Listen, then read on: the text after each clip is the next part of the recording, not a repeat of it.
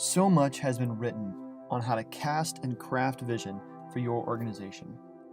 But what if it was possible to take a look at the people inside your organization and see how they respond to the vision that you cast or craft?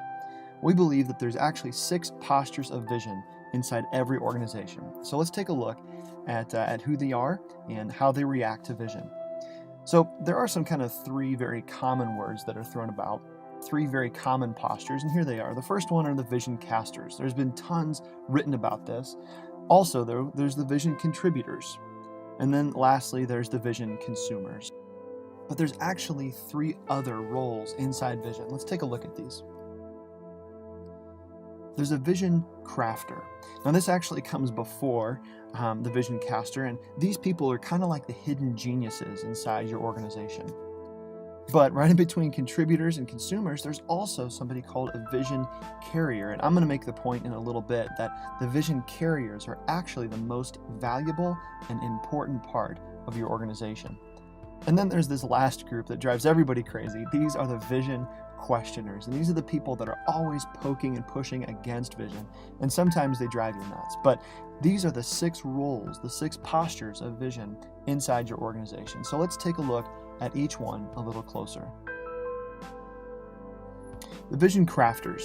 Vision crafters are the smallest part of any organization. As creative entrepreneurs, they are the shaping, prophetic voices who spend their gifts on the intangible elements of an organization's presence. Usually quietly innovative, crafters use their voice to influence change by architecting the future landscape. If you want to think of a metaphor, I like to think of carpentry. Crafters are the ones that take that 2x4 that they got from the local home store, and they bring it home, and they're able to transform this hunk of wood into something beautiful. They make something out of nothing. And so they do tend to come off as hidden geniuses. They tend to be at the early onset of an organization, or even at the early onset of a new product. They are champions of innovation. But then the crafters actually have to do something with that product or that idea, and they hand it off to the casters. Casters are the loudest voice in any healthy organization. These predictably high-level leaders are champions of morale and have a contagious effect on their organization. Influencing through inspiring communication, they are the dauntless evangelists for their brand. So if you're a vision caster, it's likely you can't stop talking about all the good things that are happening inside your organization. If you're looking at a product, if you're a marketing type, you cannot stop talking about how many great things happen when you use this product.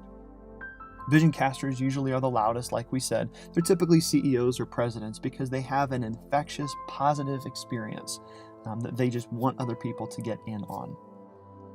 Vision contributors come next. They are steady, helpful, loyal, and dependable. They are happiest when they have the opportunity to refine existing momentum and vision. Contributors add depth by soliciting new perspectives. They also bring a sense of balance and relational harmony to their teams. So you're right when you think that the contributors are kind of like the relational glue. Now they're the people that will take what the crafters have kind of shaped, the casters really want to talk about. What they'll do is they'll refine it a little bit. They don't want to start momentum. They don't want to build the train or really even get it on the tracks. But once the train is on the tracks, they love to put it in motion. They love to take something and make it better. They are constant maximizers, and they do it in a really benevolent way. Think of them like the golden retrievers of your organization. They're just happy to serve. Now this 4th level that doesn't really get talked about are the vision carriers. Carriers serve as an organizational amplifier for good or for ill. As the majority culture, they're happy to cascade a caster's vision and rarely seek recognition for doing so. Carriers can have the biggest ability to influence an organizational culture during day-to-day functions. As the most essential element of the organization, carriers have a near viral effect due to their closeness to other vision types. We'll talk about carriers a little bit more, but I will make the point that these are the most important people inside your organization. They are peppered everywhere throughout. You can find vision carriers from the top to the bottom levels of your organization. And what they really do is they amplify. So if there's something good going on, they are the first to talk about it. But also, negatively, if there's something bad in the atmosphere, they can turn negative on you really quick. They do have this viral effect. So what hits them usually gets broadcast to a larger audience. That larger audience, you may have guessed, are your vision consumers. Consumers are the late majority of any organization. While they enjoy being a part of the crowd, most consumers don't take deep ownership of any vision, preferring instead to benefit from it. They keep a safe distance should the culture become unstable. And here's the point for consumers. Consumers are loyal until the social contract is changed. So consumers can be a little dicey. They're a little unpredictable. But that last point I think is most important to understand. If you are a nonprofit organization who's changing your mission statement or your values, you're walking through some pretty high-level changes, your consumers are going to be the first one to raise an eyebrow because they want to know, okay, how is this impacting what I've enjoyed until now? How is this going to change the game? And so they'll advocate for you, but they also want to keep a safe distance away just in case it doesn't go well. Consumers are naturally risk averse to your product or your organization. They are loyal, but only to a point. Then there's this last group, the vision questioners. Questioners are often seen as cultural subversives. They feel no hesitation to push against the dominant cultural direction if they see a need, which they usually do. Positively, though, questioners can be helpful scouts, alerting others to unseen dangers and potential pitfalls. Now, these are the people that drive higher level leaders absolutely nuts. They're always pushing back. They're saying, why are we doing this? Why are we going this direction? You sure you want this to happen? And so especially the crafters and the casters can be driven crazy by the questioners. But like we said, questioners can be turned positive if used in the right way. So those are our 6 levels of vision. There are some rules that we want to go over, kind of relating to these 6 postures. Here's the first rule. The wall rule, and it goes like this. A vision type will best relate with those inside of their artificial walls. So when you look at these 6 postures, one of the things that's kind of helpful to notice is they can actually be paired up into 3 subgroups. And here's kind of what this looks like. Crafters and casters are kind of the same person in some ways. They tend to relate together. They spend time with each other. Same thing with contributors and carriers. These are kind of like mid-level leaders. They don't want to be the innovators. They don't want to own everything, but they're happy to champion your cause. Consumers and questioners are kind of this bottom group that, like we said, are a little more risk averse. And so if you're looking in these groups, you can already determine the ones higher up, the crafters and the casters, they're okay with risk and they're okay with ownership.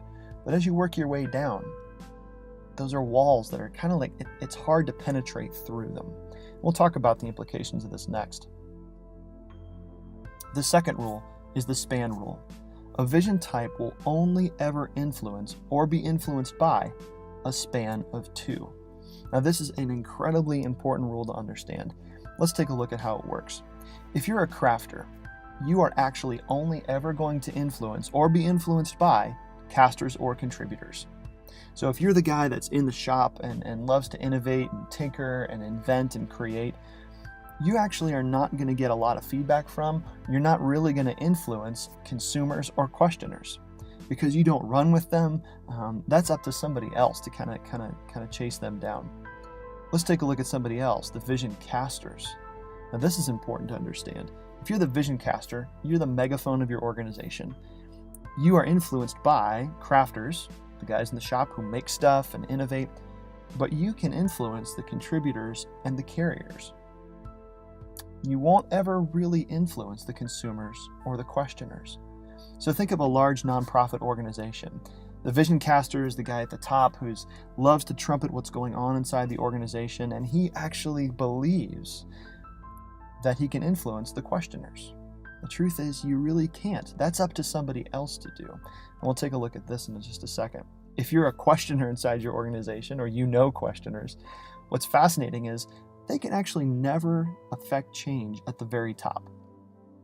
So somebody who's seen as a cultural subversive really can never affect what happens behind the innovative wheel. They think they can, but they can't. All they do is they can feed up into the organization through the consumers and the carriers, which brings me to this point. The vision carriers. Here's why this is the most important posture of vision inside your organization, look at how many people the vision carrier can influence. The vision carrier, because of their viral effect, can influence up to 4 other vision types: the casters, the contributors, the consumers, and the questioners, simply because they have that really interesting balance between ownership and risk. They live in that tension. So that's the span rule. Let's take a look at the third rule, the mobility rule, and it says this, it speaks to change. A vision type will likely only move 2 positions up or down with the organization. So for example, if you are a contributor, you're somebody who right now you're kind of like a level 2 leader or a second chair leader, you may become a vision caster if the opportunity arises. You may become a contributor or a carrier. It's likely that you'll never move to a questioner status though. Why is that? Well, because you can't imagine yourself having once contributed to the forward momentum of an organization, turning against that organization and becoming a questioner. Similarly, if you're a caster and you love to talk about what's going on and you're super positive, you'll probably never become a consumer. You're just not hardwired to do that. You can't imagine yourself just sitting there and reaping the benefits of somebody else's work. And so you are hardwired to not move too far with that organization. Here's the fourth rule. The fourth rule is the tenure rule, and it speaks of duration. The higher up someone is, the longer they'll stay there. Okay, so here's a great little word picture for you. If you can imagine, a mom and pop shop that was started by Grandpa back when he was 20. And so Grandpa was the first employee of the mom and pop shop, and then now at 85, Grandpa still comes into the shop every day. Why? Because he has been the caster and the crafter of vision for the organization for like 60 years at this point, let's say. And you can't get Grandpa to stop coming in because he loves what he does. And so he'll stay there for a long time. But let's contrast that with maybe a vision consumer. A vision consumer will be a part of your organization, but only as long as they can consume the vision that somebody else has crafted. And so if there's another vision that they like better, they're onto something else. And so if you can picture an inverted pyramid, kind of toward the bottom, people won't stay there very long because they don't have the buy-in.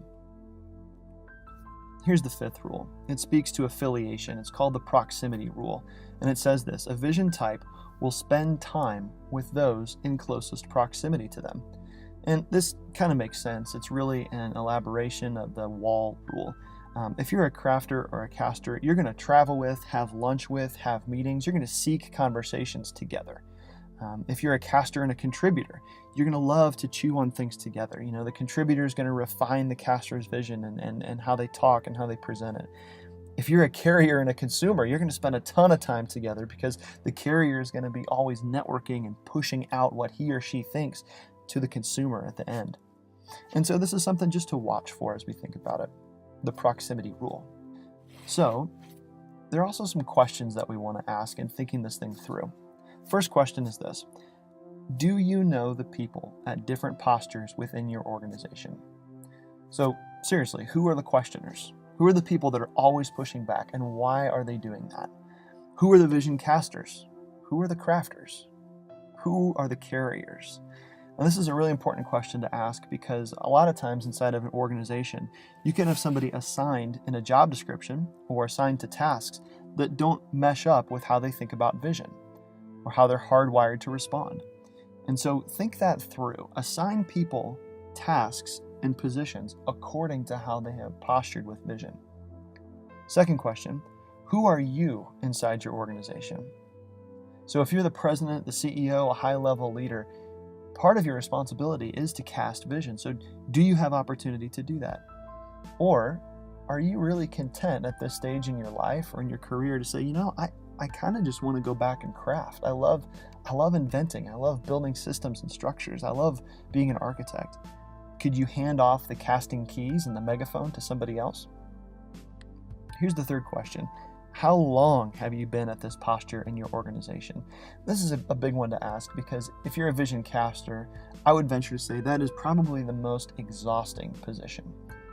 So if you're a vision caster and you're spending a lot of time finding yourself with consumers and questioners, that's going to impact your tenure. You're going to get burned out. It's related to this question: Where and with whom do you spend your time? So if you're a caster and you love to speak positively about what's going on inside your organization, but all you're doing is answering negative complaints, and all you're doing is responding to pushback, you will burn out. If you're a crafter inside your organization, though, and you're spending your time with your vision casters, that's great for you because you can see how what you're building impacts the market. Last question. This to me is the most important. Does your organization have a plan for converting consumers into carriers? So if you buy the idea that carriers are the most important part of your organization because of their virality, their ability to be viral, you need to have a plan for converting your end users, these consumers, into raving fans. So do you have a plan for rewarding people when they come up, when they show their loyalty, when they demonstrate how much they love your product, or when they increase their volunteer hours, or when they go above and beyond? Can you convert them from consumers into carriers? So that's the 6 postures of vision. I hope that this was helpful for you. Thank you so much for watching.